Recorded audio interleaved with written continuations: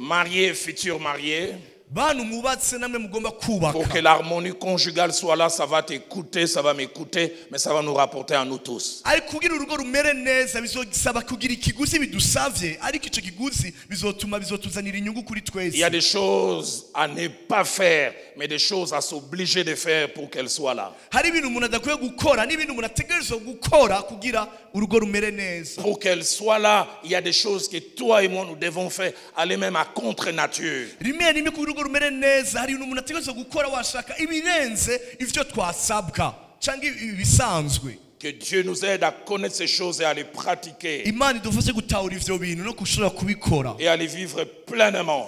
Hama tubibemo neza. Cinquième principe. Ica gatanu. Si l'harmonie conjugale est une bonne chose, Nyamba urugo rumeze neza ari ikintu ciza. elle est une réalité fragile.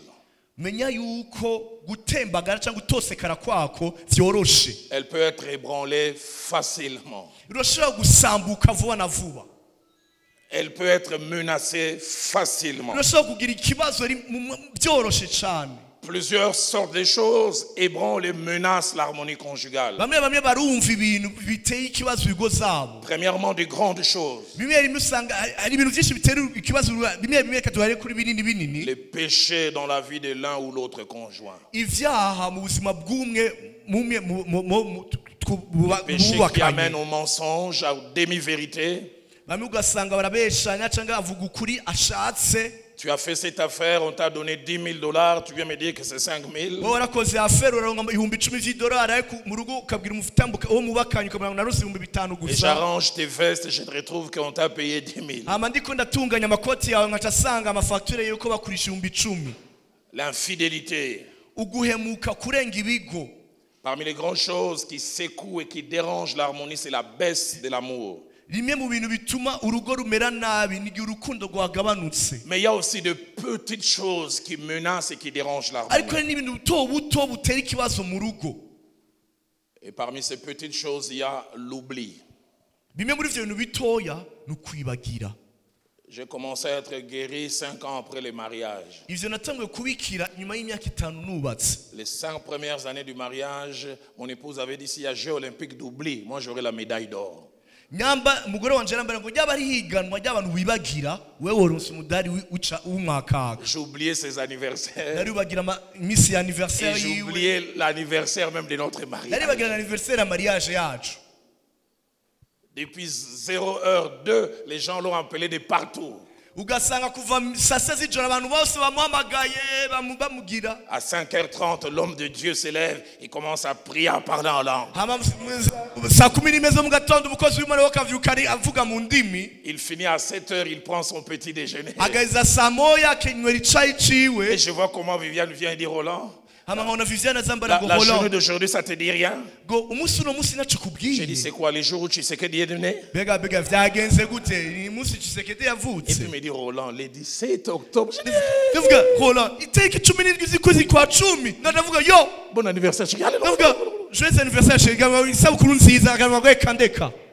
y a-t-il un homme qui était comme moi ou qui est encore comme moi?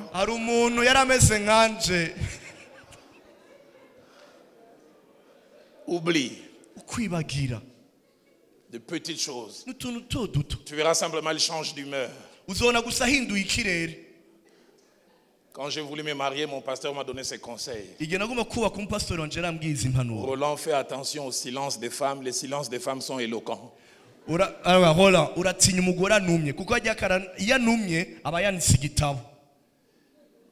deuxième conseil qu'il m'a donné, il dit ne sois pas aveugle. Chaque fois que tu demanderas la vie de ton épouse, ne te limite pas à ce qu'elle dit. Regarde ses yeux et son visage. Viviane,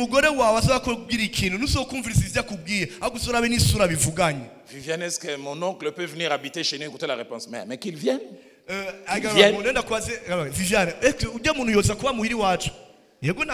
Si tu fermes les yeux, tu as entendu qu'il vienne. Elle a dit, mais qu'il vienne.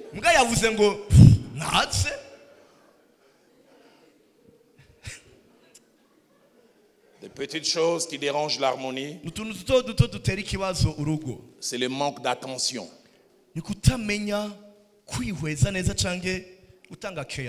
Manque d'attention mutuelle.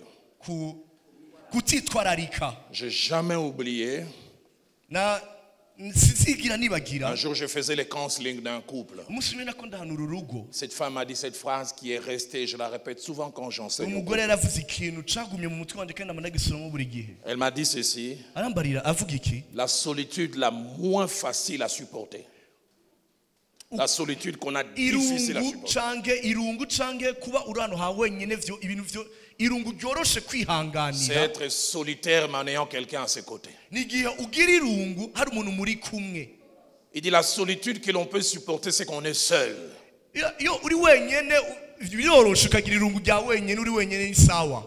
Mais tu as quelqu'un à tes côtés, mais tu as l'impression que tu es seul. J'ai appris quelquefois, mon épouse me fait des appels des pieds de la conversation, mais c'est comme si elle faisait un monologue.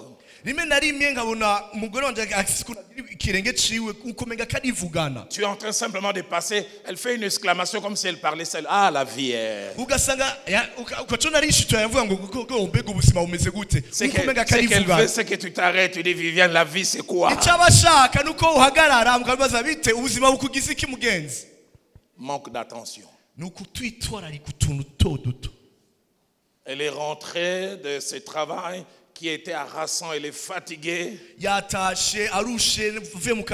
presque déprimée. Toi, tu as la télé, les Burundis en train de jouer contre les Seychelles. Oui, bonjour chérie. Sa tristesse, tu ne vois même pas. J'ai appris quelquefois à arrêter la télé, à m'occuper d'elle. Et il y a quelqu'un qui nous enseigne dans ce domaine. Il s'appelait Elkana. 1 Samuel chapitre 1er, verset 8. Sa femme Anne est dérangée par sa rivale. La Bible dit que Anne se mettait à pleurer. Ma Bible a dit Anne, son mari, lui posait la question: pourquoi pleures-tu? Pourquoi ne manges-tu pas? Pourquoi ton cœur est-il attristé?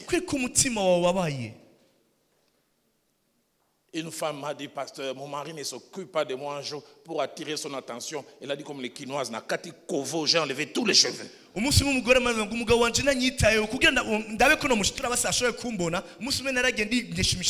but, c'était simplement qu'il remarque.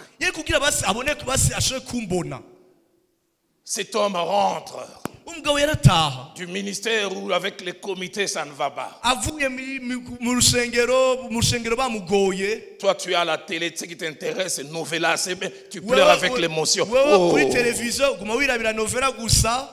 Oh, elle est morte. Les émotions avec les acteurs et les actrices, tu les as, mais avec ton homme, non.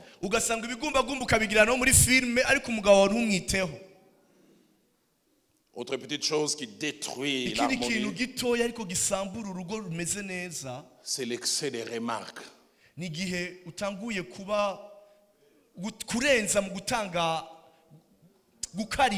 remarques sont bonnes, mais elles ne doivent pas être exagérées.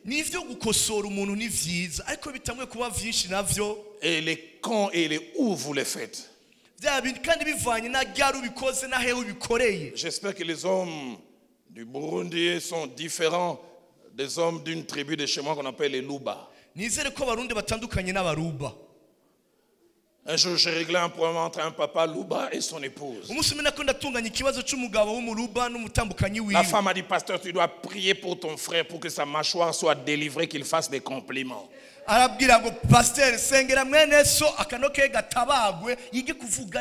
Sa mâchoire a besoin de délivrance. J'entends une femme au fond là dire: mon mari aussi, on va s'occuper de lui après.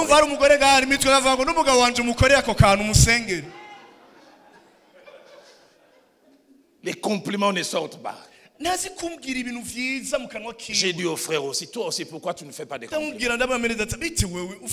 Écoutez sa réponse: pasteur, moi mes compliments c'est le silence.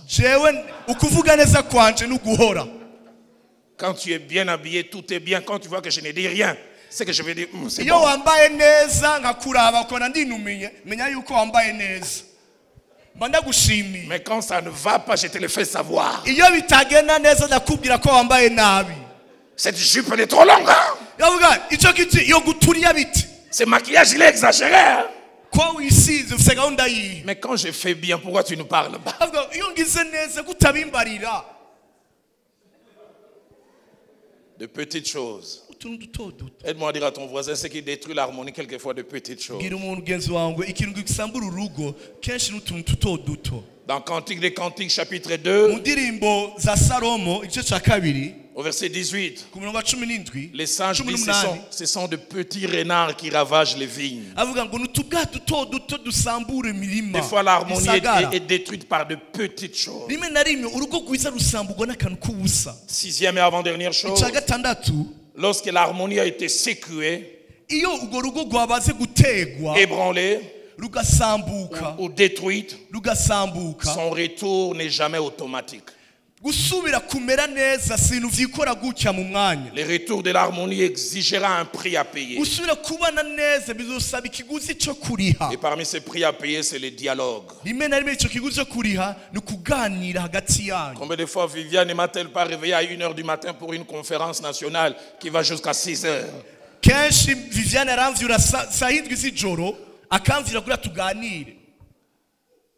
Les pardons, deuxièmement. Mais un pardon à la fois sollicité et demandé, mais aussi un pardon accordé.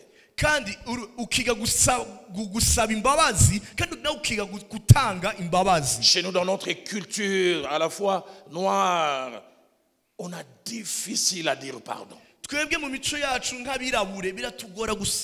Certains hommes, au lieu de dire pardon, ils deviennent gentils. Chérie,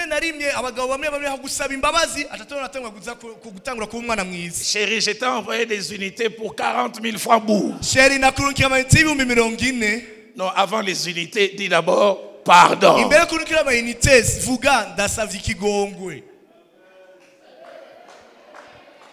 Maman, difficile à demander pardon. Je vais lui préparer les matoké. Non, avant les repas qu'il aime, dit pardon. Qui sont les hommes qui ont difficile à demander pardon? Je vous imposerai les mains tout à l'heure.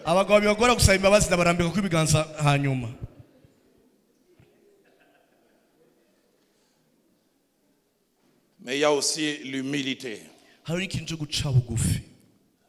Savoir accepter que l'on te dise tu as mal agi. Reconnaître son tort. Mais quatrièmement, la maturité pour savoir se dépasser.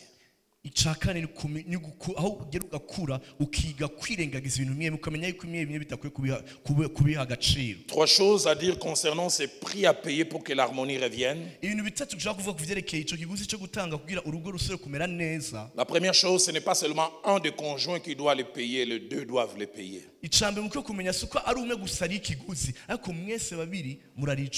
Deuxièmement, l'amour, le vrai, est la chose qui nous rend capable de payer ces prix pour que l'harmonie revienne.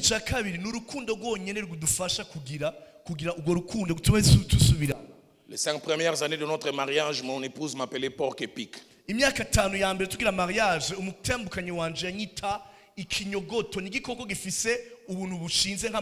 Aujourd'hui, on va chasser l'esprit des porc épic. Pourquoi ça? Parce que le porc épic, quand on les pique, il a tendance à se renfermer.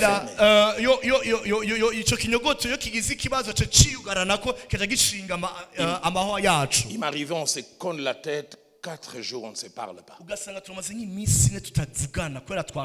Moi, ce qui m'énervait, on s'est cogné la tête. 2 heures après, il dit Roland, est-ce que je peux dormir dans tes bras? Je dis, je vais mettre des aiguillons là. J'arrivais pas à comprendre comment il tournait la page si vite.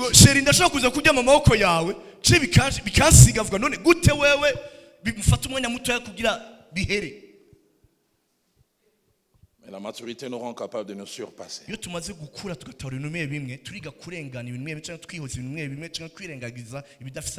Mais troisièmement, la capacité à payer les prix, à faire les efforts, démontre combien on tient à l'autre.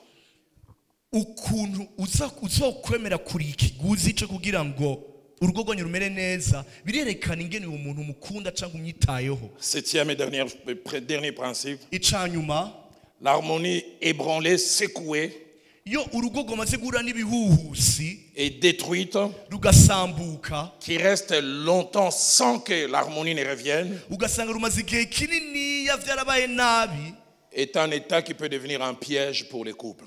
Rimwe na rimwe ico bintu cyo kuba piège pour l'infidélité conjugale.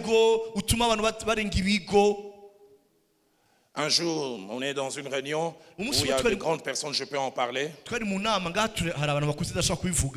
Une femme dit, je me réveille la nuit vers 2h, je retrouve mon mari dans la salle de bain en train de se satisfaire lui-même.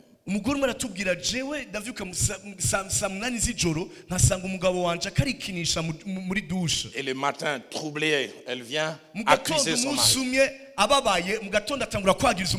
J'ai jamais oublié les réponses de Marie Pasteur. Je ne te l'ai jamais dit. Je suis hyper actif sexuellement. Moi, 7 jours de la semaine, 7 jours ensemble. umugabo wiwe acanyisha inyonyisha aramubwira ngo je pastor kada kubwiza ukuri je mbashaka kuryama n'umugore wanje cyane imisi ndwi ku misi depuis 9 jours elle me parle pas, elle est dans son coin. Amazi imisi 9 atamvugisha. L'absence d'harmonie peut ouvrir la porte à des péchés inimaginables. Alors cela me permet de toucher le troisième point, je vais passer rapidement. Le premier bénéfice de l'harmonie conjugale. Si l'harmonie conjugale peut amener plusieurs bénéfices, il y en a 3 que l'Esprit de Dieu a imprimés en moi que nous allons voir rapidement. Premièrement, l'harmonie conjugale rend les conjoints productifs dans la vie active. Quand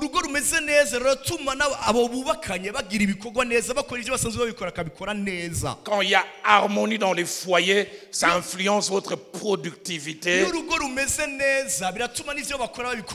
Des fois, on n'a aucune idée. La manière dont nous quittons chez nous peut influencer notre productivité.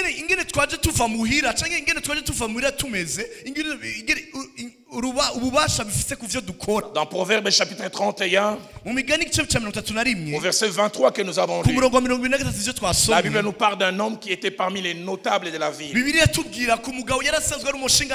La Bible dit, il est considéré quand il siège parmi les anciens du pays. L'original dit, il est considéré parce qu'il est performant lorsqu'il siège parmi les anciens du pays.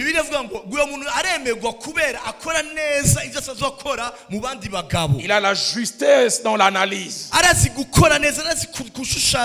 une façon de parler équilibrée. Les gens lui demandent, mais d'où ça vient? Le verset 12 montre les secrets. Il a une femme qui lui fait du bien et c'est là tous les jours de sa vie. Il a tellement le bonheur à la maison qu'il sort chez lui en chantant. Femme, comment vous faites quitter votre homme? Des disputes même au démarrage.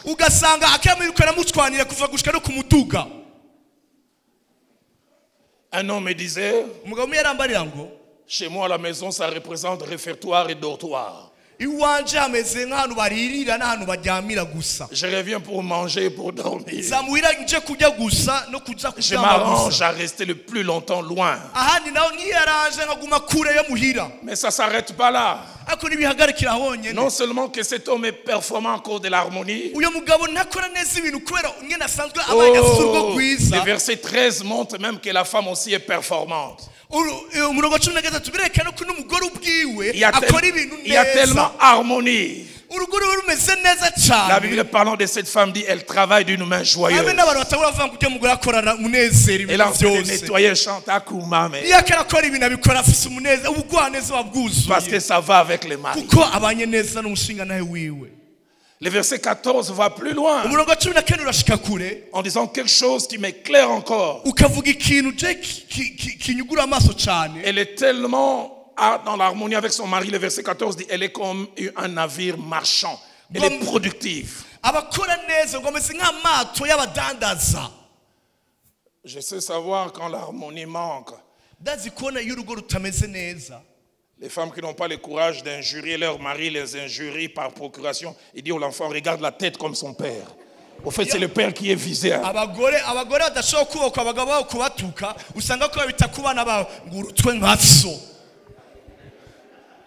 Petit démon comme son père. Placez-moi le psaume 19, un merveilleux psaume. Verset 6, merveilleux psaume.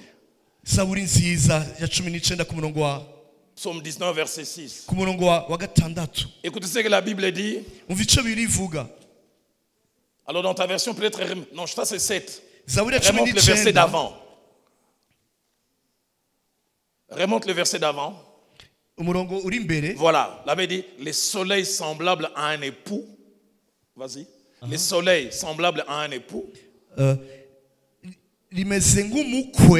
Il sort de sa chambre, se lance dans la carrière avec la joie d'un héros. La pensée de Dieu que nos maris sortent de chez nous avec la joie d'un héros. Et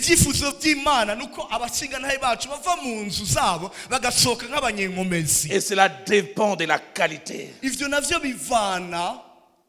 J'ai suivi ces documentaires sur les couples qui m'a fait réfléchir. Un grand basketteur américain. On a un basketteur ici.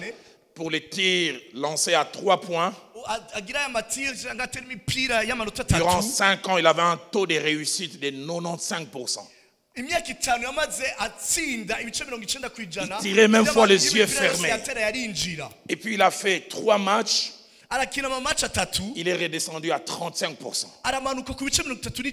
Son entraîneur l'appelle. Il dit Stéphane, il y a quelque chose qui ne va pas. Toi, tu as toujours fait 95. Qu'est-ce qui va pas? Il dit, depuis 4 semaines, mon épouse et moi, ça ne va pas. Elle est même en train de demander le divorce. Je dis, quel rapport y a-t-il entre la dextérité avec la main et les émotions? J'ai un ami qui est médecin qui est passé devant un conseil de discipline à Lyon en France. Il me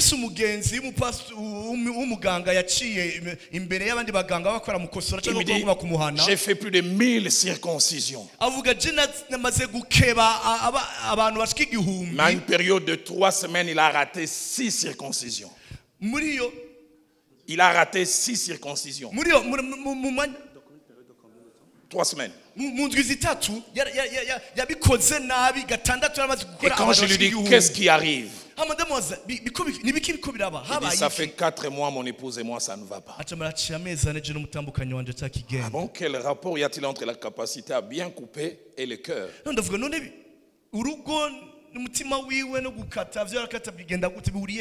Que Dieu nous aide à savoir que la qualité de la vie du couple influence la productivité. Je sais que vous les hommes de Dieu qui êtes ici, ça ne vous arrive pas. Moi j'ai difficile à bien prêcher si Viviane et moi ça ne va pas. En plus elle est assise, elle te regarde.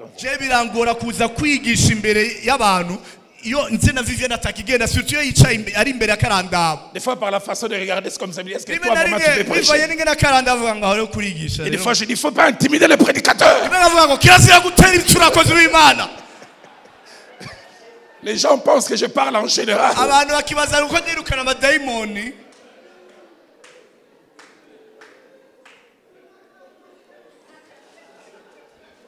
En 2013, je devais quitter Kinshasa un dimanche ce soir et commencer un séminaire à Paris mardi soir. Tout allait bien. Vers 15h, on regardait la télévision, j'ai fait une remarque sur quelqu'un, elle a fait la remarque contraire. J'ai insisté sur mon point de vue. Elle a réinsisté. C'est ce jour-là que je me suis rendu compte que j'étais descendant de Lumumba, la tribu des têtus. Lumumba. Des gens qui ne se laissent jamais marcher dessus. Elle a haussé les tons, j'ai rehaussé. Elle a rehaussé, j'ai rehaussé. Elle s'est fâchée. Et depuis 15 heures, on ne parlait pas. J'avais toujours l'habitude, quand je dois voyager, on prie ensemble. Vers 16h30, j'entends simplement les véhicules qui démarrent en temps. Je dis, mais Viviane, je vais voyager. Donc même si on s'est cogné la tête, j'essaie d'appeler son téléphone fermé. 17h30, sa mère m'appelle et dit, Viviane est ici, Roland, qu'est-ce que tu as fait à ton époux? Dans mon cœur, j'ai dit, même si je suis un homme de Dieu, on ne doit pas me marcher sur les nez quand même.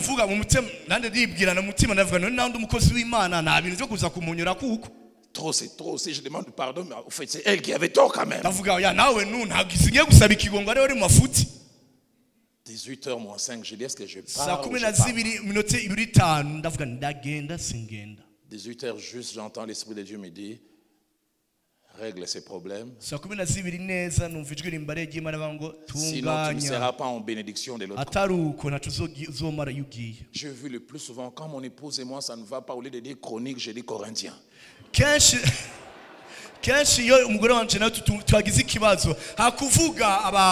Des mélanges inimaginables. J'ai appelé la compagnie. J'ai dit annuler mon vol de ce soir. J'ai appelé l'église là, j'ai dit je prendrai l'avion mardi, j'arriverai mercredi matin et on perdra les premiers jours. Vers 22h, elle revient différente. Je sais que ça n'arrive qu'à moi, surtout pas aux hommes de Dieu. Surtout pas pasteur Guy. Saint Guy, prie pour nos pauvres pécheurs.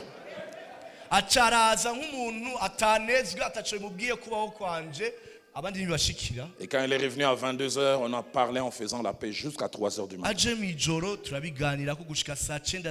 Et on a dormi l'un dans les bras de l'autre comme d'habitude. Et mardi, j'ai voyagé dans la paix. Quand je suis arrivé mercredi, quelle onction!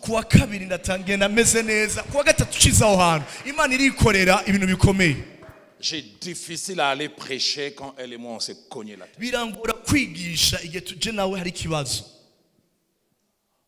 Deuxième secret, deuxième bénéfice de l'harmonie conjugale, c'est qu'elle rend les conjoints capables de devenir des références, des modèles et des sources d'inspiration pour leurs enfants. Parents, notez rapidement ces 5 choses attachées à notre relation avec nos enfants. La première, c'est qu'aux yeux de nos enfants, nous sommes les premiers échantillons du mariage ou de l'idée du mariage que les enfants se font.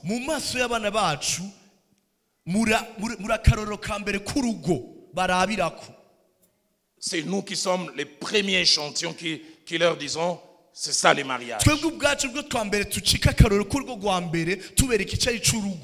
Deuxième des choses, et je vis ça en mes 31 années de ministère pastoral.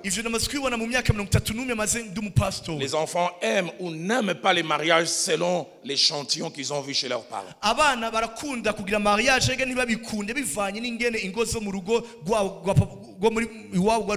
Que des enfants qui disent si les mariages c'est ce que je vis entre papa et maman, j'en veux pas. Troisième chose, le plus beau cadeau que les parents puissent faire à leurs enfants, au-delà de les envoyer en vacances à Miami, à Los Angeles, le plus beau cadeau que les parents peuvent faire à leurs enfants, c'est de s'aimer et que leurs enfants voient cela. Vous vous aimez et les enfants voient cela, sentent cela. Ils sont dérangés quand ils vous voient un peu affectueux. Papa qui serre maman et qui fait la visite. Hey, papa! Mais ça leur fait du bien. Vous, toute image que vos enfants voient, Papa torse nu, ventre bédonnant qui suit maman dans la chambre. Sors là, sors.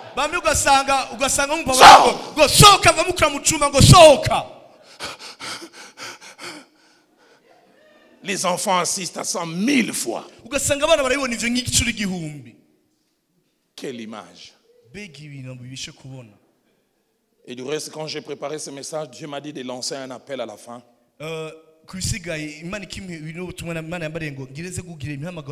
Pour des enfants qui ont été exposés à des mauvais modèles de parents et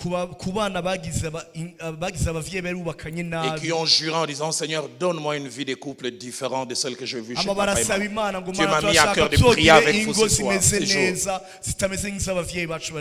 Quatrième et avant-dernière chose, les parents doivent avoir en tête une chose, qu'ils ont dans leur maison des stagiaires vis-à-vis du mariage. Un stagiaire, c'est quelqu'un qui, au-delà des connaissances théoriques, on lui apprend la pratique. Vos enfants sont des stagiaires en rapport avec le mariage.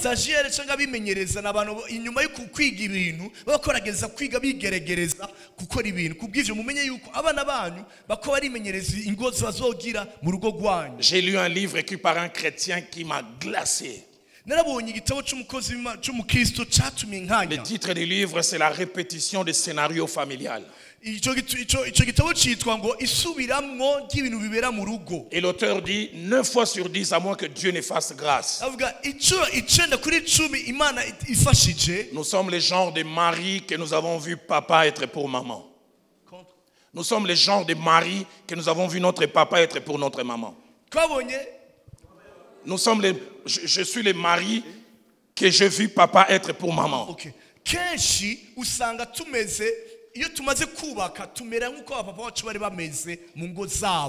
Nous sommes les genres de femmes à côté de nos maris que nous avons vu maman être pour papa.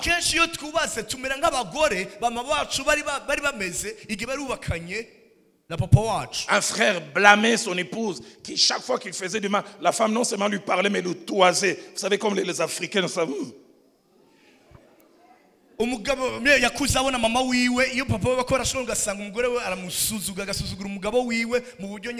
le jour où on allait visiter ses grands-parents, sa grand-mère, 70 ans, grand-papa part et je vois la grand-mère.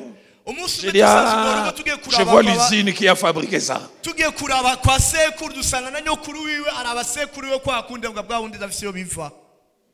Proverbe 31, verset 28, placez-moi ça. Passage étonnant, j'ai pris que ça soit notre partage. Cet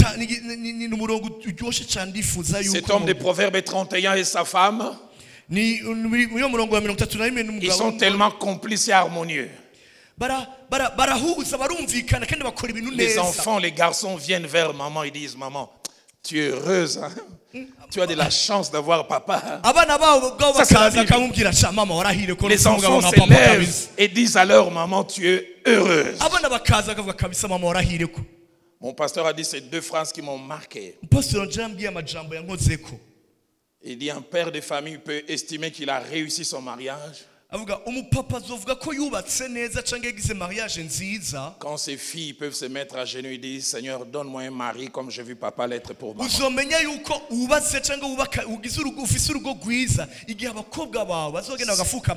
tes filles peuvent prier comme ça, tu as réussi. Une femme peut estimer qu'elle a réussi. Une femme peut estimer qu'elle a réussi. Si les garçons peuvent venir et dire maman, j'aimerais avoir une épouse comme je t'ai vu être pour papa. Dernier bénéfice, et nous prions, musiciens montez, musiciens prenez place. Dernier bénéfice, l'harmonie amène à l'exaucement des prières du couple. L'harmonie amène à l'exaucement. Pierre le dit dans 1 Pierre 3 verset 7. Il dit Marie, montrez de la sagesse dans vos rapports avec vos épouses. Comme avec un sexe faible, l'original dit un sexe délicat. Et il ajoute, honorez-les. Comme devant hériter avec vous la vie éternelle. Et il conclut en disant qu'il en soit ainsi, afin que rien ne vienne faire obstacle à vos prières. Une autre version dit enfin que rien ne vienne bloquer vos exaucements. Là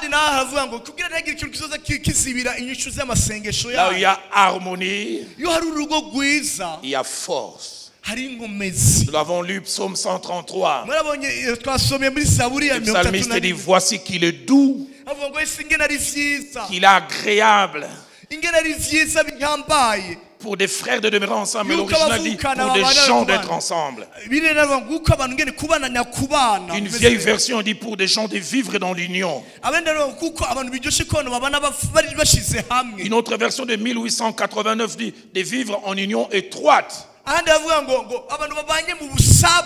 Et le psalmiste termine en disant, là où les gens vivent dans l'union, c'est là où Dieu répand la bénédiction et la vie pour l'éternité.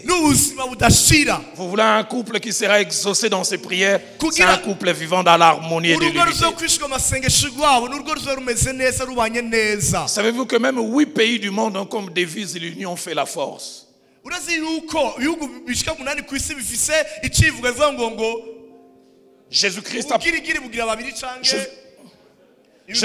Jésus-Christ a prononcé cette parole forte. Marc chapitre 3, 24 à 25.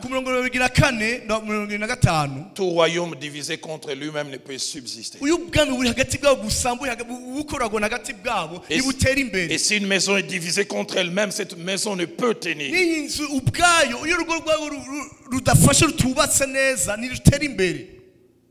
L'harmonie qui entraîne l'unité et l'accord est une source de force.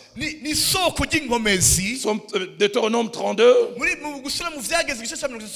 au verset 30, d'ici un peut chasser 1000, deux chasseront 10 000. Là où il y a l'unité, la force augmente exponentiellement. Un peut chasser 1000, je pensais qu'on allait dire 2 chasseront 2000. On dit 2 chasseront 10 000.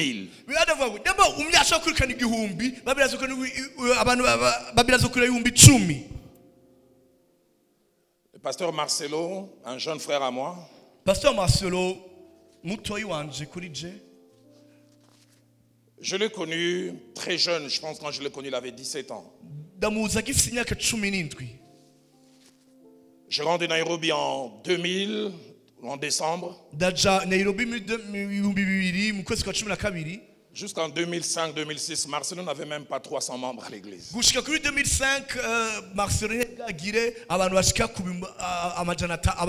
à partir de 2007 qu'il a eu un boom. Aujourd'hui, c'est la référence dans notre pays. Je peux même dire que c'est notre ambassadeur numéro 1.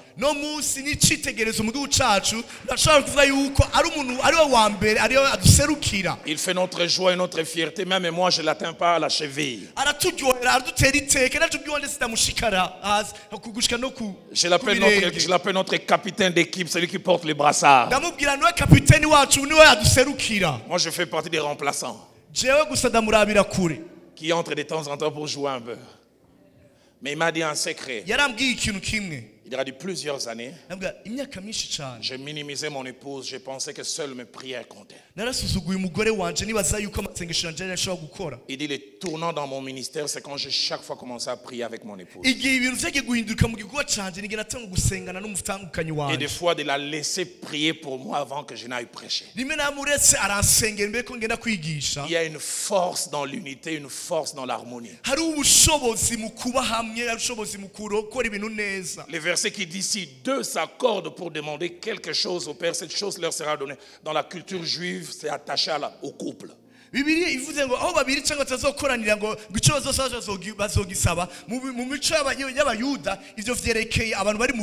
Presque toutes les luttes que j'ai eu à faire à genoux avec mon épouse, on a gagné. L'une des choses les plus tristes, c'est d'avoir un couple qui vit ensemble, mais qui a des vies de prière parallèles. Les occupations peuvent l'empêcher, mais trouver un temps de prier ensemble. Parce qu'il y a une force dans l'unité du couple. Conclusion en 3 points. Premier point. Le diable est connaissant la valeur de l'harmonie. Fera toujours 2 choses. La première, il travaillera pour qu'elle ne soit pas dans notre couple. Mais deuxièmement, lorsque l'harmonie va s'inviter, il travaillera pour qu'elle puisse nous quitter. Et lorsque l'harmonie est présente, le diable travaillera pour que l'harmonie quitte.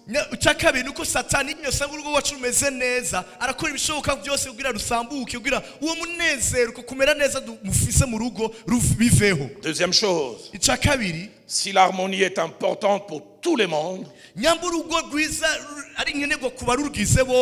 elle est encore plus pour les couples des serviteurs de Dieu.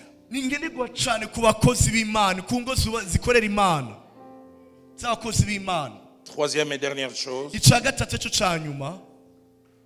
connaissant la valeur de l'harmonie,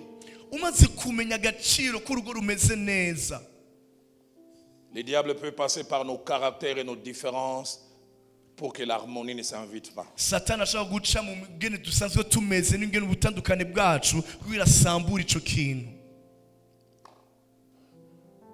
Je l'ai dit tout à l'heure, les 5 premières années de notre mariage, mon épouse m'appelait porc épic. Ce n'est qu'après que j'ai compris les principes. Nous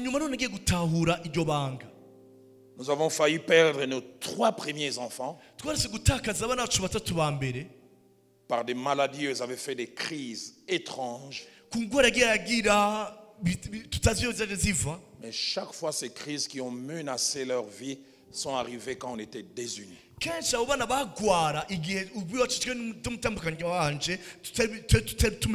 me souviens de notre 3e fille, anaérobie, qui convulsait.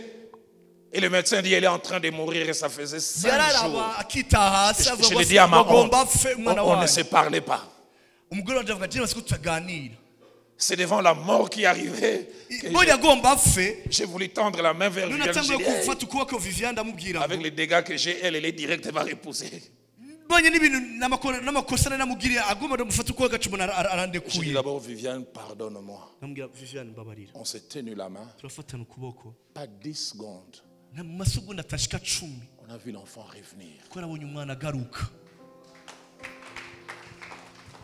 L'une des choses qu'il aime, c'est nous diviser. Que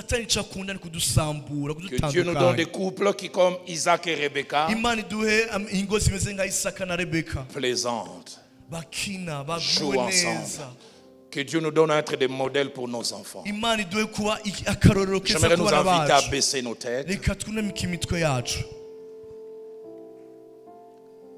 Alors que ces cantiques vont nous accompagner durant quelques minutes et puis nous reviendrons pour les questions. Je lance un seul appel, mais pour le reste, les gens pourront réagir tel que Dieu les conduit. Le seul appel que Dieu m'a mis à cœur de lancer, c'est prier pour de jeunes gens, filles et garçons, qui sont en train de vouloir se marier, ou pour qui peut-être le mariage est encore lointain, mais vous n'avez pas été exposé à un bon modèle. La qualité de la vie des couples, de papa et maman vous a découragé. Et des fois vous dites, Seigneur, je n'aimerais pas reproduire ce que je veux. Seigneur, donne-moi quelque chose de différent. Alors que les cantiques seront en train de jouer, ces jeunes gens vont s'avancer. Dieu m'a mis à cœur principalement de prier pour eux, afin que ceux que eux n'ont pas reçus, que eux le donnent à leurs enfants. Qu'ils puissent avoir des vies de qualité, que leurs enfants puissent dire, mon père, ma mère est différent. Alors que ces merveilleux cantiques nous accompagnent.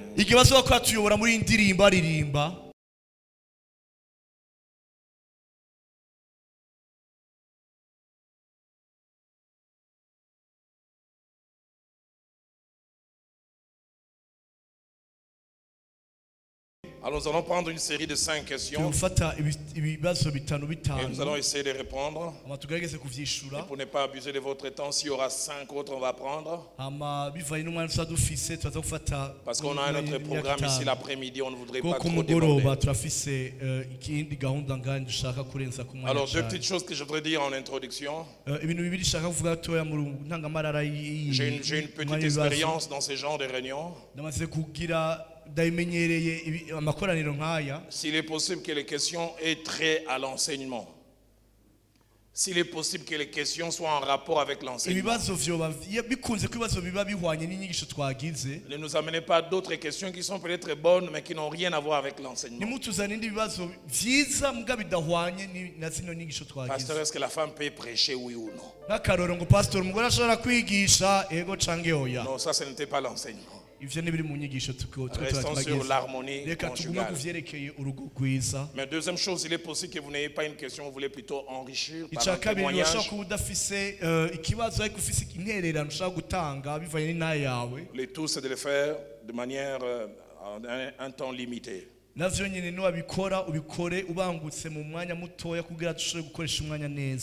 ça ne vous dérange pas, vous donnez votre nom et puis vous donnez votre question. Alors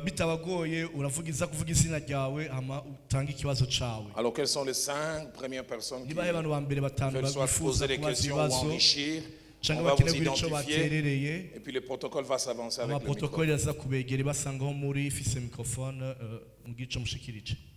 Moi, c'est Noëlla. Vous pouvez le faire en Kirundi, il va interpréter. Moi, c'est Noëlla Aganze.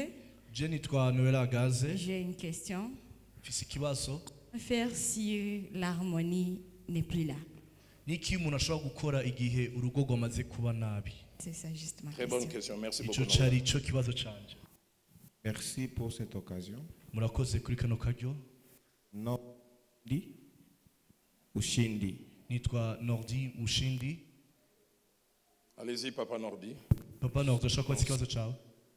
Ushindi. Microphone est maintenant. Et si problème de couple.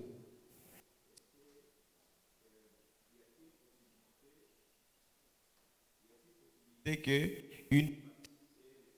des problèmes il doit y avoir un pourcentage d'autres, que ce soit il y a un pourcentage de savoir comment gérer ces problèmes. Très très bonne question.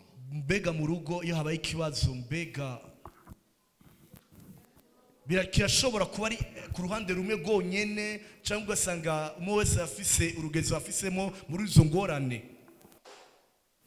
Bonjour. Elsie, c'est ça? Allez-y, maman Elsie. Vous avez parlé de... Vous avez dit que l'harmonie est secouée et de 2 conjoints. L'autre ne l'est pas.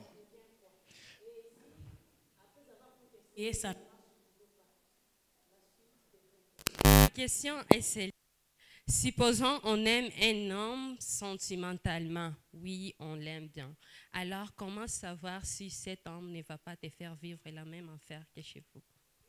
Fata yuko umuntu mukunda umugabo wamukunze wakunze umuhungu uramukunda nyene hanyuma mbega umenya gute yuko atazokora nk'ivyo papa wawe yarakora?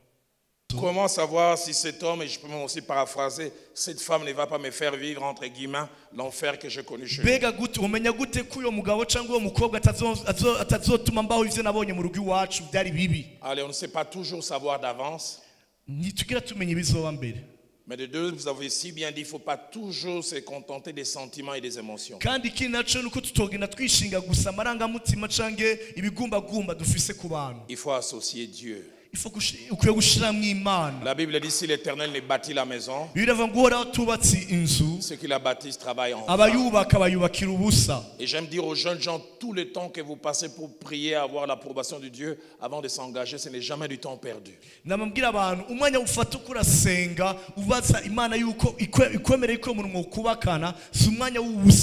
dit celui qui trouve une femme trouve le bonheur et c'est un don qui reçoit de Dieu.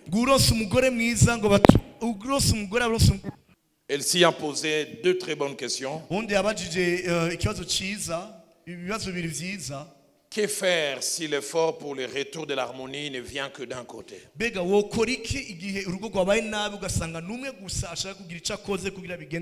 petite expérience d'accompagner le mariage, l'idéal est toujours que les efforts viennent de deux côtés.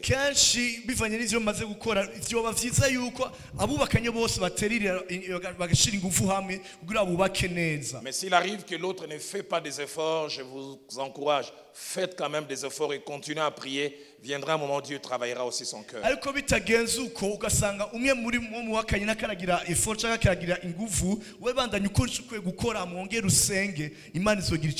vous lassez pas, ne croisez pas les bras, parce que si vous croisez les bras, c'est vous aussi qui allez perdre. Le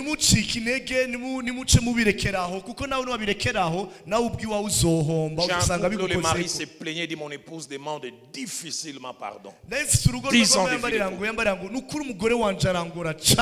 Mais puis un beau jour, leur 12e année, il m'appelle et dit miracle, il a demandé pardon aujourd'hui, après 12 ans. Et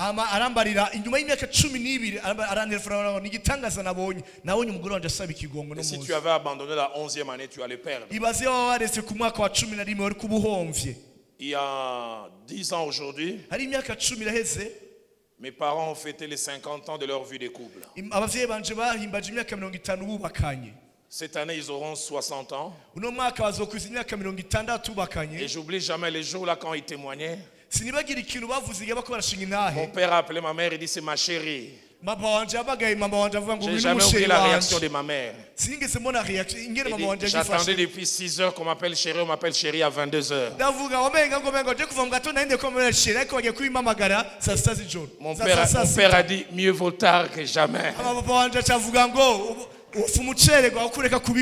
Et comme maman Célestine l'a dit, j'ai pas beaucoup vu mes parents complices quand je grandissais, mais quand ils ont connu le Seigneur, miracle.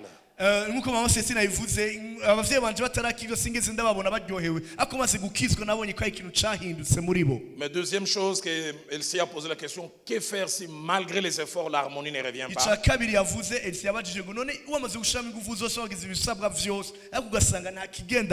Je continue à dire, s'attendre à Dieu, ne pas se fatiguer.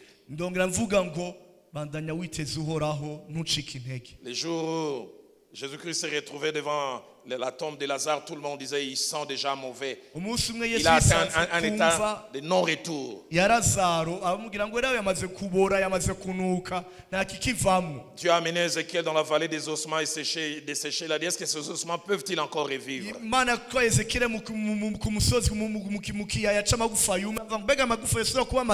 Avec le Dieu de la Bible, l'impossible n'existe pas. Ça peut tarder, mais si vous vous attachez à Dieu, ça finira par arriver. Nordi Ushindi a posé deux bonnes questions en rapport avec ce qu'il peut avoir comme problème. Est-ce qu'il peut arriver que l'un ait tort à 100%?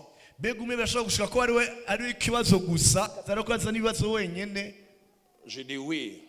Ma petite expérience m'a montré que la perte de l'harmonie dans les couples est des fois due aux couples eux-mêmes.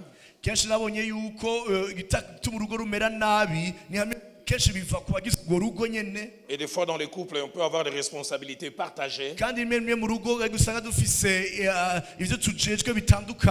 Mais dans les couples aussi, il peut y avoir un qui soit fautif ou plus fautif que l'autre.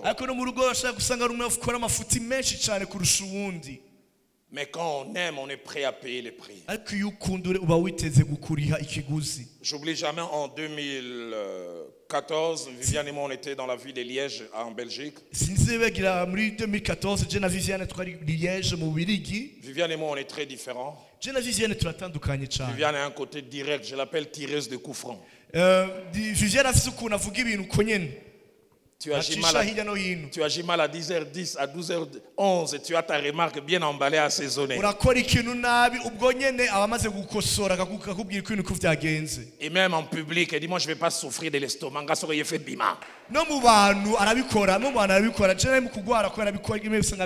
Moi j'ai un petit côté introverti. Des fois je laisse passer. Des fois je souffre maintenant mais j'en parlerai plus tard.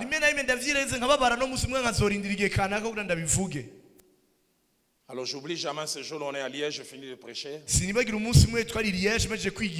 J'ai dit quelque chose en public et il arrête et dit menteur.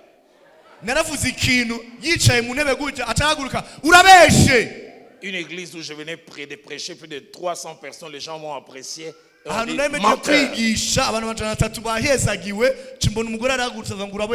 J'étais humilié. J'avais le choix, rétorquer en public, mais ça aurait fait échanger, ça ferait pas beau.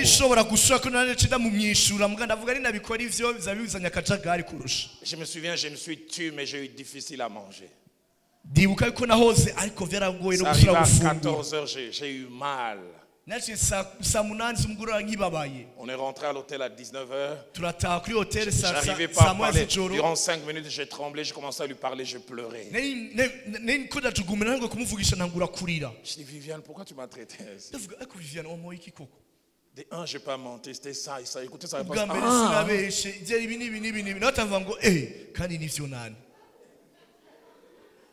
Mais je veux plus. Je dis, supposons quand même que j'avais menti. Supposons. Était-ce nécessaire de m'exposer comme ça?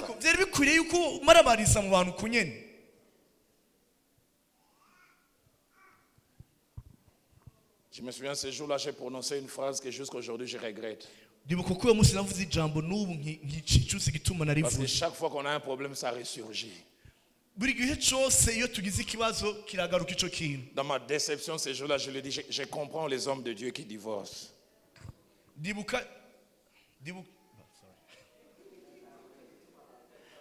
Je ne le pensais pas vraiment, mais c'était un trop plein, je voulais parler. Et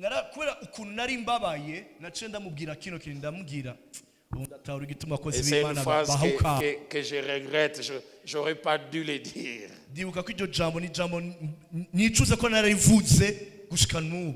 Elle avait tort, totalement. Et puis elle m'a dit simplement, pardonne-moi. Je lui ai dit, mais je te pardonne, mais tout le monde est parti avec l'idée que le prédicateur était menteur.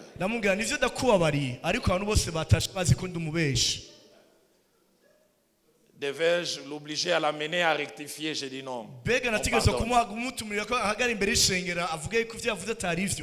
La Bible dit l'amour couvre une multitude de fautes. Donc ça peut être dû aux deux conjoints à des proportions différentes. Mais ça peut être aussi dû à un seul conjoint. J'ai vu mon pasteur, c'est son épouse qui lui avait mal parlé en public. Mais il vient demander pardon, chérie, pardonne-moi de t'avoir poussé à mal parler. Et il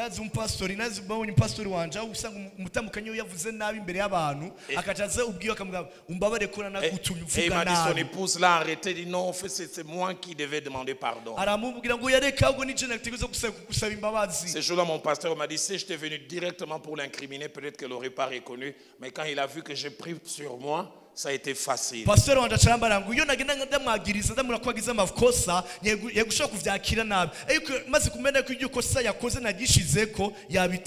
Il est bon que notre spiritualité, on l'amène aussi dans la vie des couples, pas seulement aux autres.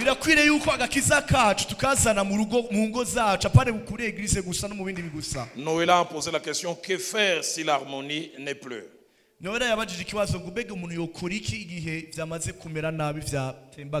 L'harmonie peut revenir. Mon épouse et moi, on n'a pas connu beaucoup de crises, mais je pense à 2 crises majeures.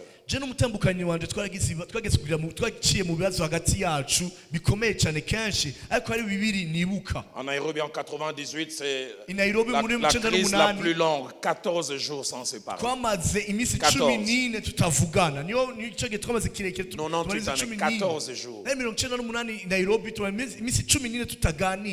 On parlait, mais personne n'arrivait à céder. Chacun estimait que c'est l'autre qui était fautif. Et je n'ai jamais oublié, nous sommes allés voir une dame, l'une de nos profs, Madame Bonines, je n'ai jamais oublié.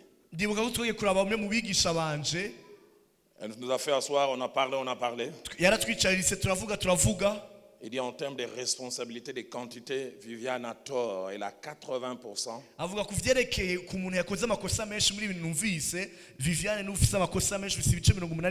Mais en termes de qualité, Roland, toi tu as tort.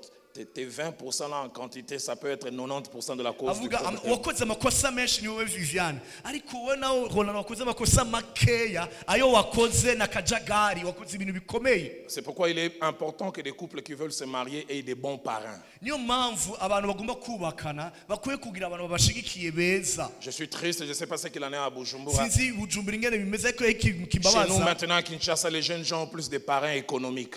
Ubu abantu barondera abaparents bajya bita abaparents n'abamarraine bivanye n'amafaranga bafise. La soirée, quelqu'un qui va nous offrir. Mais qui ont une vie de couple piètre. Jean-Claude, un jeune homme qui est de notre église il y a 6 ans, il vient me voir après 2 ans de mariage. Je dis, mais pourquoi vous ne voyez pas vos parrains? Il dit, pasteur, je suis fatigué parce que moi-même je suis devenu le parrain de mon parrain. C'est moi qui les conseille.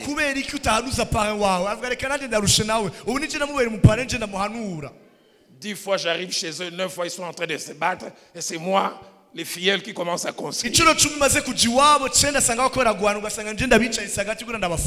Des bons parents. Mais deuxièmement, il y a des problèmes pour lesquels quand vous n'arrivez pas à trouver des solutions entre vous, cherchez un médiateur, quelqu'un de neutre, et les hommes de Dieu sont mieux placés.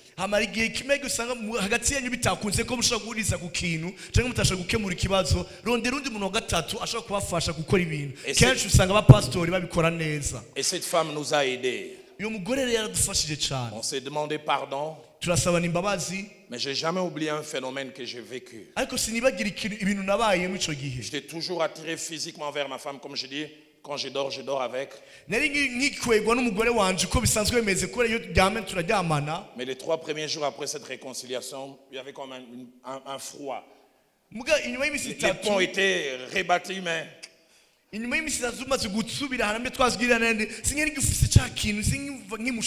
me souviens avoir prié, Seigneur, aide-moi à ressentir la même chose.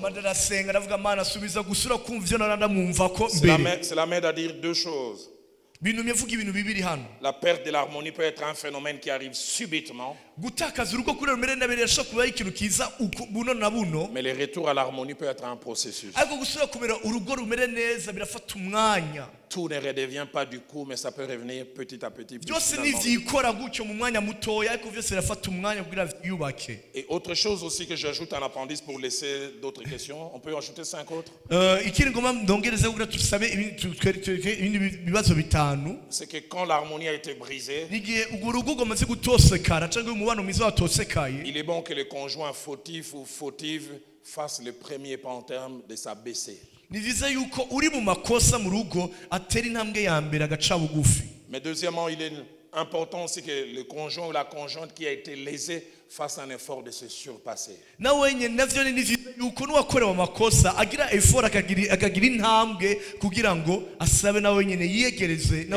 nous, dans le Seigneur, c'est possible. Car nous avons en nous celui qui crée le vouloir et le faire.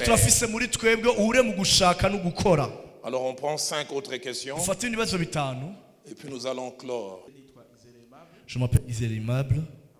Aimable. Aimable Isère. Allez-y, papa Aimable.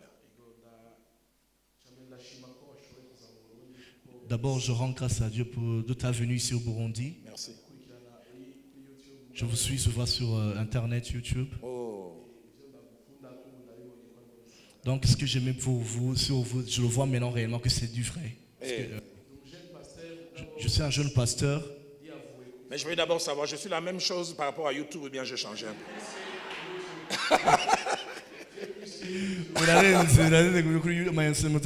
YouTube. De mon pasteur, je suis encore un jeune pasteur. Ma question, ça fait combien de temps que vous êtes marié? 29 ans.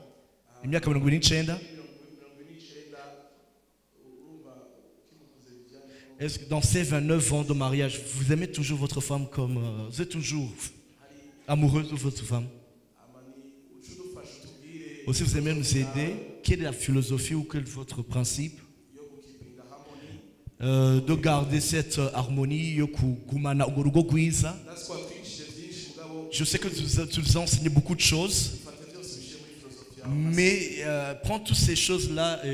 donne-le comme un seul simple principe dans une seule philosophie. Merci beaucoup, Pasteur Aimable. Merci beaucoup.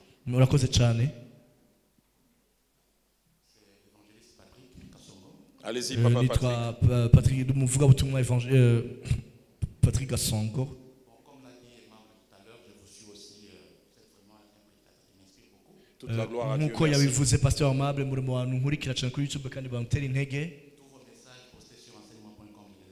Ama message yose mukushamuze kuri enseignement.com narayaravye yose. Ndafise ikibazo ku bijanye n'isi nyigisho.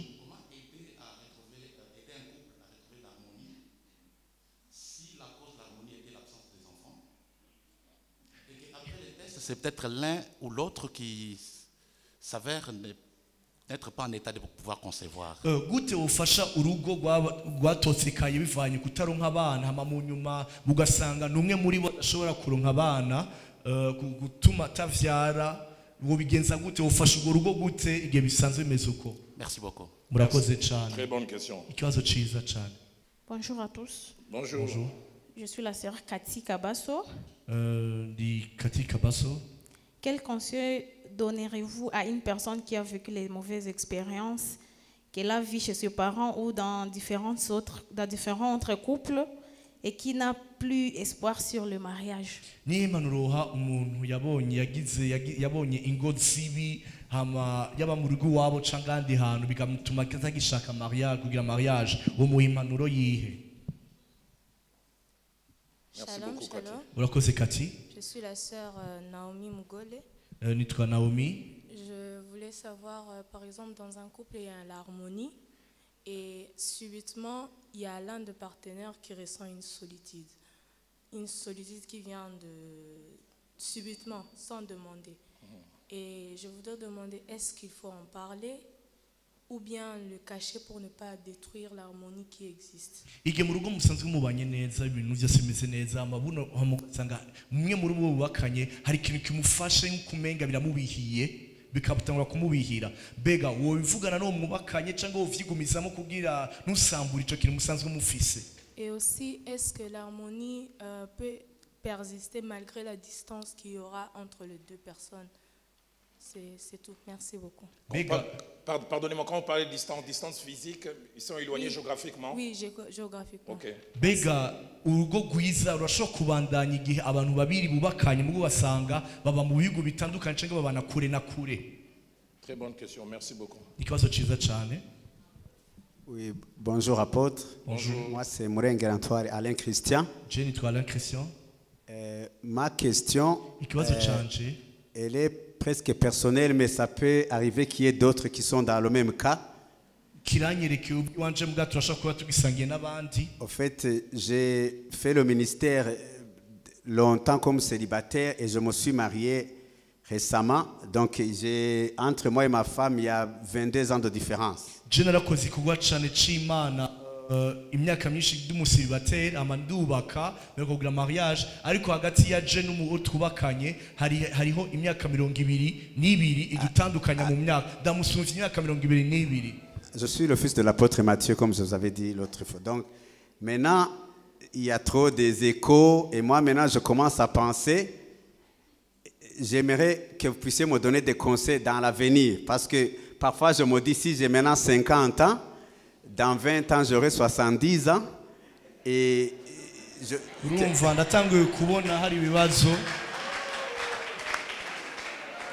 alors, elle est aussi servante de Dieu. J'aimerais que vous puissiez me donner des conseils et aussi donner des conseils à elle pour qu'elle puisse tenir aussi. C'est ça ma question. Mais Alain Christian, avant de partir, je voudrais me rassurer que j'ai compris. Différence de 22 ans. C'est ça? Elle a 28 ans, moi j'ai 50 ans. Ah, c'est la question que je voulais savoir, qui est plus âgé que l'autre? Elle est ici, c'est elle qui est ici, c'est moi, 50 ans, 28 ans. Ok, bien noté, très bonne question. Est-ce qu'on peut acclamer? Je voulais me rassurer parce qu'au départ j'ai eu peur, je pensais que c'était l'inverse. Moi c'est Madame Nadine Migabo Karubara. Allez-y Maman Nadine. Oui. Tout de suite, je vous ai entendu dire que la plupart des fois, le manque d'harmonie dans le couple, c'est dû au couple lui-même. Par rapport à l'espérance quotidienne, je pense qu'il y a des moments où le manque d'harmonie dans le couple peut provenir aussi des autres. Ici, je parle de la belle famille. Comment se comporter dans le couple quand l'harmonie vient de la belle famille? Et comment avoir des solutions par rapport à ça? Merci. En tout cas, toutes les 7 questions étaient des très très bonnes questions. Mamie a posé la question de savoir si l'enseignement en rapport avec l'harmonie concernait seulement les couples mariés ou bien ça pouvait s'étendre aussi aux fiancés.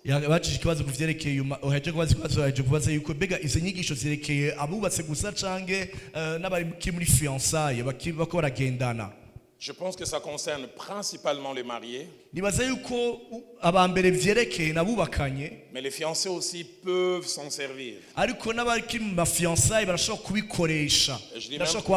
Je dis même pour ceux qui sont fiancés, vous l'avez au bon moment, c'est un équipement que vous avez avant que vous n'arrivez dans la réalité du mariage.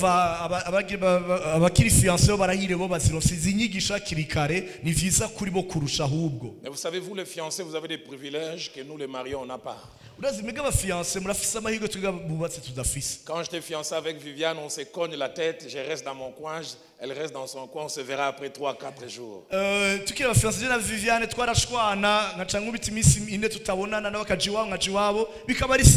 Mais quand on est marié, même si tu fais le tour du monde, à la fin tu rentres à la maison.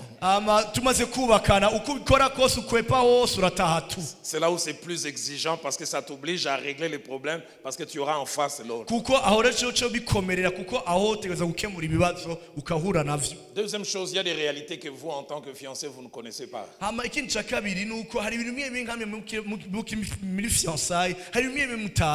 Il y a 3 semaines à Kinshasa, je prêchais, je pense, à plus de 500 couples. Et le thème de mon message, c'était le petit renard qui ronge l'harmonie conjugale.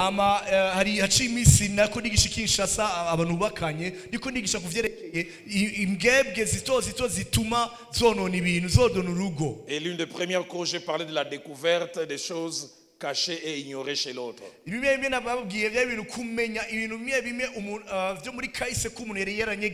J'ai utilisé le texte où la Bible dit Jésus-Christ a vu ses figuiers avec des feuilles, croyant qu'il y avait des fruits, il s'est approché. Mais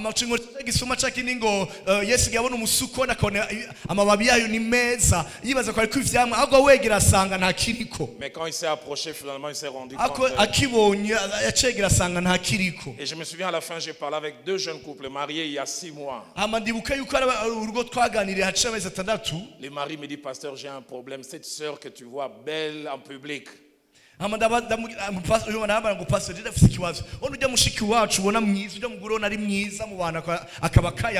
il a utilisé les toilettes avant toi, c'est un dégât. Propre en public. Mais tu verras des taches partout. Quand vous vous rencontrez ici, tu la vois bien maquillée, ça ne se voit pas. Mais il faut habiter avec. Et tu découvriras ces choses. Une femme autre m'a dit, pasteur, je dirais, je ne voulais jamais me marier à un homme qui ronfle.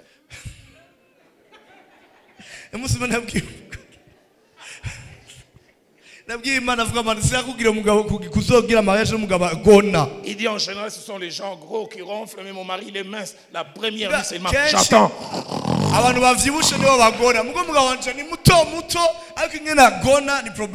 Il dit quelquefois il ronfle, c'est comme si la voiture veut changer de vitesse.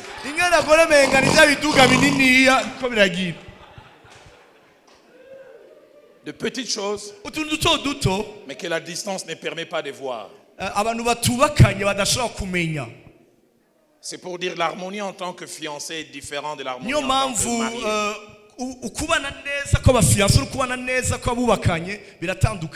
Mais tous on en a besoin. Est-ce facile de vivre avec quelqu'un qui est un porc-épi comme je l'étais? J'ai appris dans les mariages que le mariage est comme une ristourne. On met, tu prends et puis je prends.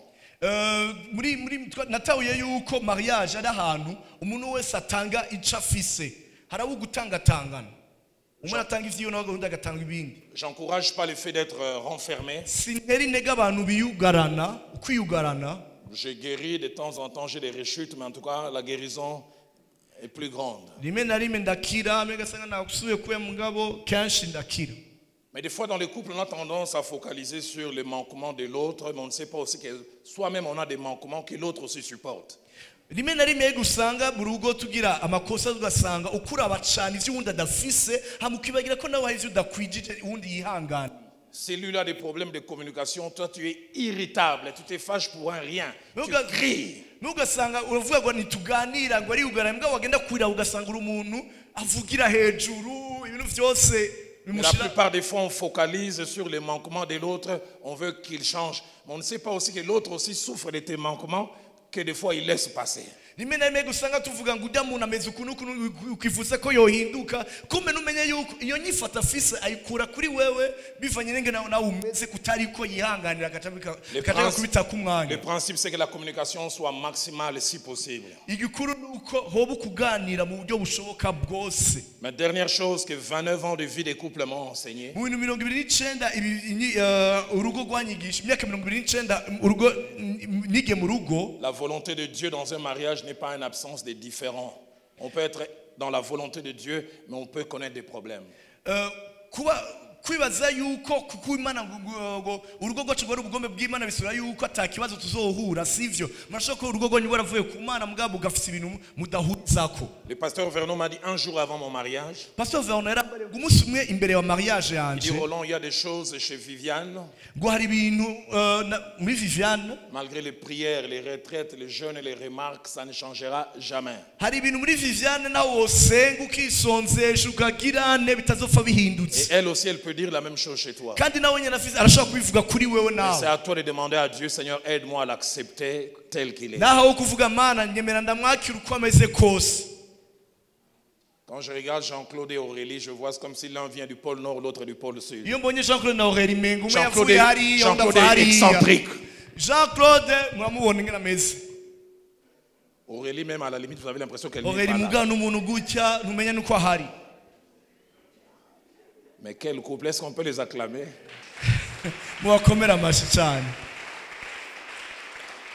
Quand je vis Jean-Claude danser hier, j'ai dit à mon voisin, je suis sûr qu'Aurélie ne danserait jamais comme ça.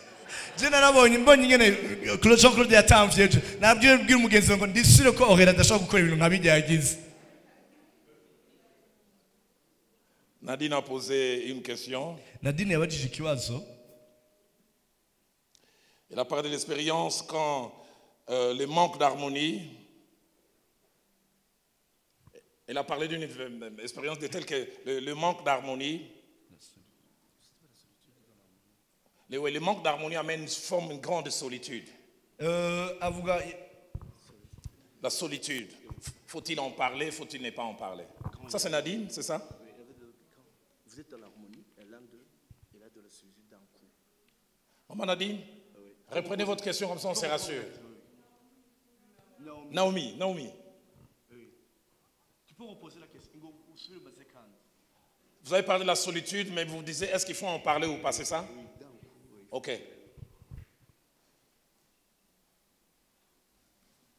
J'ai noté Nadine, c'est Naomi. Je disais au fait, dans un couple, il y a de l'harmonie qui existe. Et puis subitement, l'un des partenaires ressent une solitude sans le vouloir. Est-ce qu'il faut en parler ou bien le garder pour soi-même pour ne pas détruire l'harmonie qui existe? Ikibazo ciwe nuko mu rugo rumeze neza mubanye neza umwe mu bubakanye ugasanga biramushikiye atazi nawe natabishaka akiyumva uko mingi biratanguye kubiha bitanguye kumva navyo ashaka birameze nabi bega wowe bwira wo mubakanye cenge no wimubwira wowe bivuga utinya yuko vyova vyonona vyose ahubwo cenge wowe bigira mukacubandanya nyene ubikina kandi vyarabaye nabi. Je réponds dans 3 directions. La pensée de Dieu est que dans un couple, on fait une seule chair. Les problèmes de l'un sont les problèmes de l'autre. Et l'idéal, c'est de toujours partager. J'ai apporté dernièrement un enseignement intitulé Les couples et les épreuves. Je dis que le couple devait apprendre à partager les épreuves. Deuxième chose, on voit que ce manque d'harmonie n'est pas dû à un problème lié aux deux conjoints. Ce soit un problème psychologique ou un problème spirituel. Et le partage avec l'autre est d'une grande importance. Mais la troisième chose, je pense que j'en ai parlé dans l'enseignement. Quand on vit tellement avec quelqu'un proche, même si l'autre n'arrive pas à parler, on sait déceler qu'il y a quelque chose. Donc le principe est que ce n'est jamais caché, partager cela. Alain Christian a posé une question en rapport avec l'âge, prenant son exemple.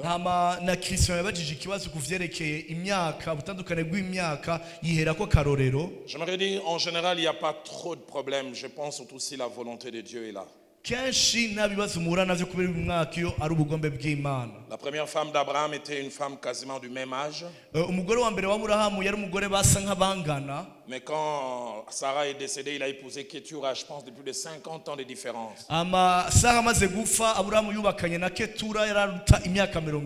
Et ils ont été heureux. Mais trois choses que je voudrais dire. La première des choses, c'est rassurer, est-ce la volonté de Dieu? Si Dieu est dedans, tout le reste va tomber.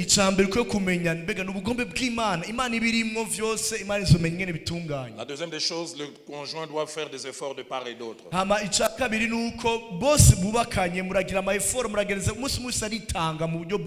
Le conjoint mature doit faire montre de patience vis-à-vis de la conjointe immature.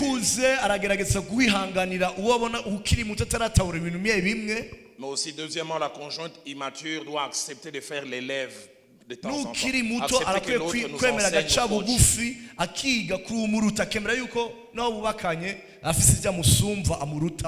Et la troisième des choses, apprendre à prier, à tout remettre entre les mains de Dieu. Dieu est capable de donner une sagesse à quelqu'un de 28 ans comme si elle avait 50 ans.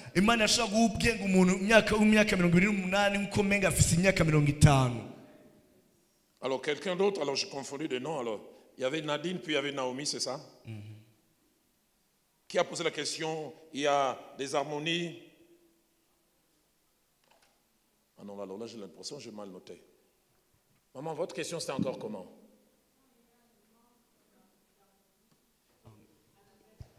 Ah, lié à la belle famille.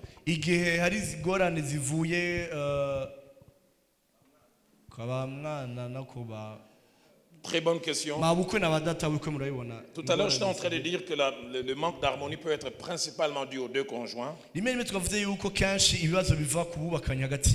ça peut être aussi dû aux personnes extérieures au couple. Abraham a eu un problème d'harmonie avec Sarah, mais à cause d'Ismaël. Les deux n'avaient pas un problème direct. Sarah a vu Ismaël rire, ça l'a dérangé, mais Abraham ça l'a pas dérangé. C'est pour dire des fois les causes peuvent être extérieures. Et dans nos cultures, les belles familles jouent un très très mauvais rôle.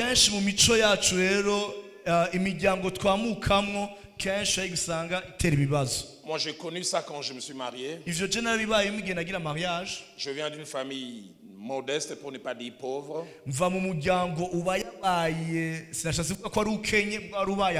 Viviane, mon épouse, vient d'une famille aisée. Sa mère, ses frères, quand ils venaient nous visiter, ils ne vous demanderont jamais l'argent du transport. Vous leur proposez même, ils refusent.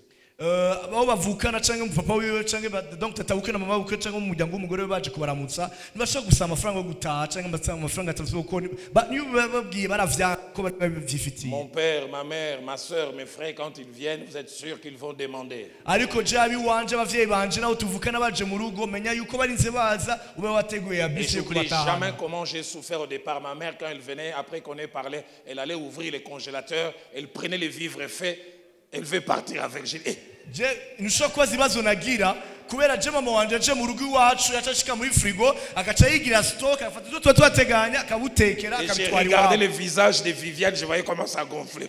Nkabona isura Viviane nkabona yatanguye kuvyimba. Elle me regardait comme pour dire qu'est-ce que tu vas faire. Akaca ndabakambaza none urakora iki? J'étais devant un dilemme, laisser faire ma mère et avoir la guerre après. Je ngavuga ngo none ndeke mama wanje abikora amasigare ndarusamba cange. Mais 10 fois sur 10, j'ai provoqué la guerre avec ma mère pour garder la paix à la maison.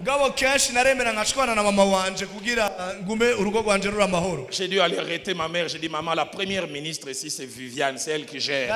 Je suis ton fils, mais c'est elle qui gère. Roland, je vais t'accuser chez ton père. J'ai dit, accuse. Mais j'ai dit, Viviane t'aime beaucoup. Si tu demandes, elle va te donner.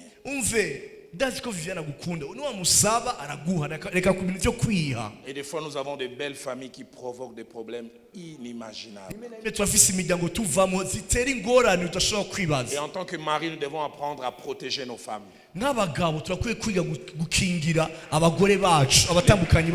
Les belles familles détruisent beaucoup de vies.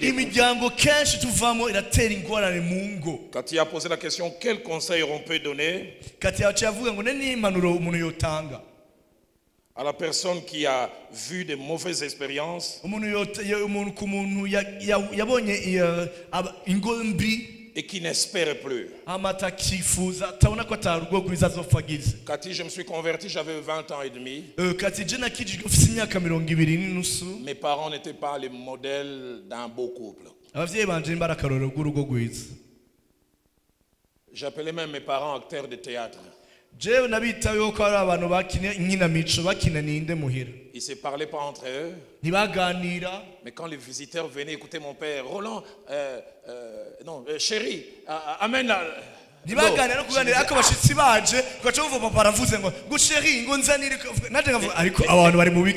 gens qui viennent et entendent chérie pensent que c'est la complicité. Nous qui vivons avec, nous disons acteurs de cinéma là.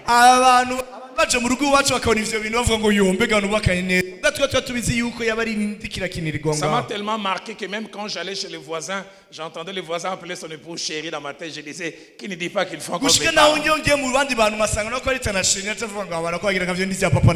Mais quand je me suis converti, j'arrive à l'église de la Borne. Je vis mon pasteur aimer sa femme. Et ça a été comme une thérapie, une guérison pour moi. Je me suis rendu compte que le seul échantillon n'est pas celui de mes parents, mais qu'à part mes parents, il y a possibilité qu'il y ait des bons couples. Et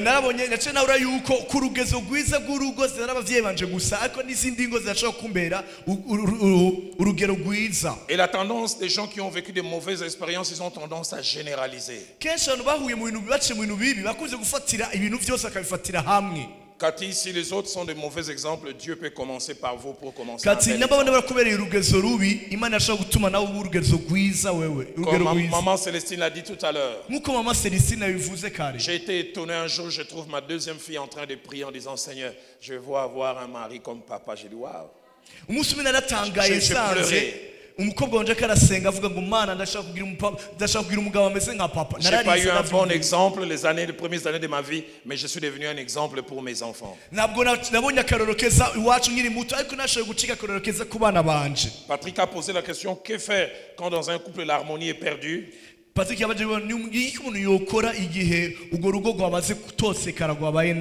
cause d'un problème d'infertilité. Et que l'on découvre que l'un des conjoints a un manque. Je dois avouer que ça c'est un réel problème typiquement négro-africain.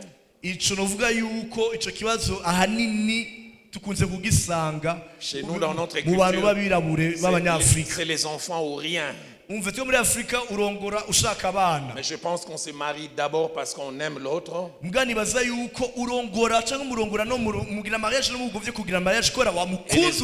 les enfants peuvent être une conséquence du mariage. Mais troisième des choses que j'ai constatées en accompagnant les couples, 9 fois sur 10, les femmes accompagnent leurs maris qui ont des manquements. kenshi abagore barihanganira abagabo badashobora kuvyara et des fois les cachent et n'en parlent pas. washaka bakabinyegeza nibabivuge. On va faire un examen, on trouve son mari spermatozoïde 0. bakagenda gupima umugabo gasanga no ofisi kibazo cyo kutashobora kuvyara. J'ai vu des familles, des fois la famille de l'homme vient crier sur la femme comme si c'est elle. Toi tu ne mets pas mon, tu dois partir. Mais elle sait que c'est pas elle. bashwanira umugore ngo ni utavyara ugiye guhonya umuryango wacu kube nibamenye yuko ari umungu wabo afisi kibazo. Elle n'expose même pas en disant mais c'est votre fils, non? Mais nous les hommes facilement quand c'est la femme qui est fautive, même les muets seront au courant et les sourds. Je pense que dans le mariage chrétien on doit marcher dans le meilleur et dans le pire. J'ai un couple de chez nous, après 25 ans ils ont eu une fille. Par voie naturelle. Mais je les ai vus avant les 25 ans s'aimer comme si de rien n'était. Mais je peux aller plus loin. Aujourd'hui, on peut adopter des enfants si possible. Je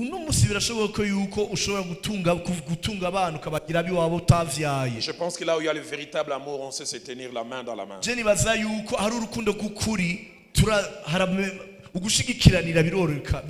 Aimable qui est un jeune pasteur de 29 ans, même qui est un jeune pasteur, a voulu connaître en 29 ans de mariage. Est-ce que j'aime toujours Viviane? Un pasteur aimable j'ai même pas besoin d'hésiter, oui. Je le dis ici, Viviane, j'ai 57 ans aujourd'hui. J'ai jamais connu de femme avant mon mariage. J'ai connu Viviane dans le mariage. Ça fait 29 ans que je suis avec elle, j'ai jamais triché, j'ai pas le projet de tricher.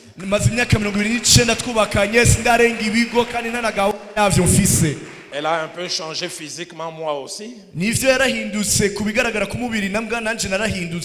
le dis même souvent, j'aime ton physique d'aujourd'hui mieux que ton physique de jeune fille.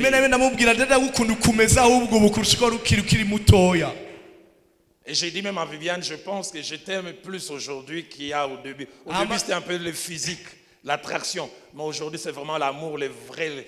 que la Bible appelle agapao.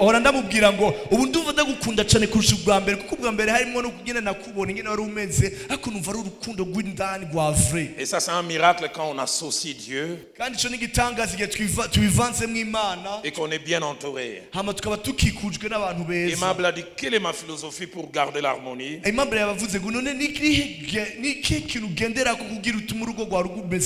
S'il y a un seul principe, quel est le principe que je peux vraiment faire?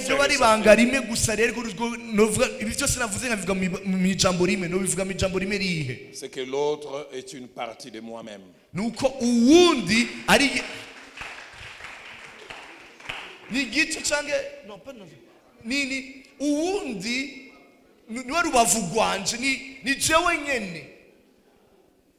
Avec les années dans ma relation avec Viviane, elle est toujours douce avec moi. Mais quand il lui arrive d'avoir un écart de langage, un écart de comportement, avant de lui faire la remarque, je me pose toujours la question, son attitude, est-ce une action ou une réaction?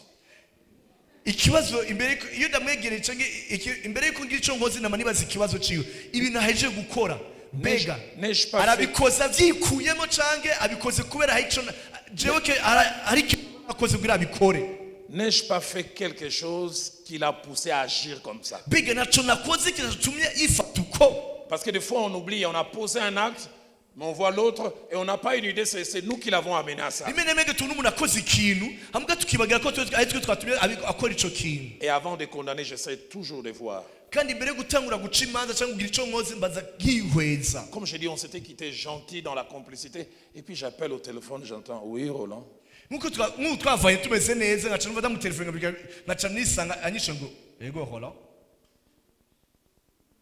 Je dis, elle-même, elle est toujours gentille avec moi. Pourquoi elle le fait? Je me suis souvenu, elle avait dit qu'elle avait plus d'unités. Dès que j'arrive au bureau, si je peux lui envoyer des unités.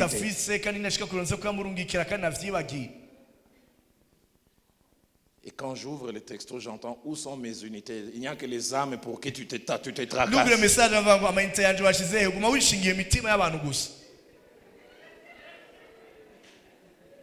Sinon, j'allais dire, c'est un esprit qui veut combattre mon ministère. Que Dieu bénisse sa parole. Et que Dieu bénisse ce moment.